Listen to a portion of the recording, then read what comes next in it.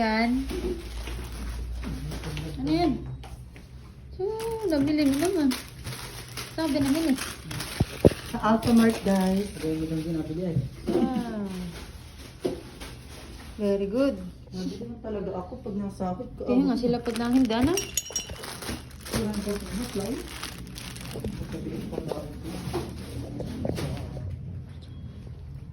Wala kong magwarta siya. Okay.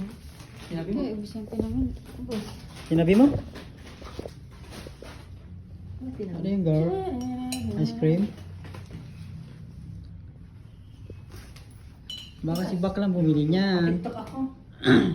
Pa-TikTok ka dyan. Kapalit na. Ano lang pa hindi. Hindi mo pwede. Ha? Hindi pwede. Ano?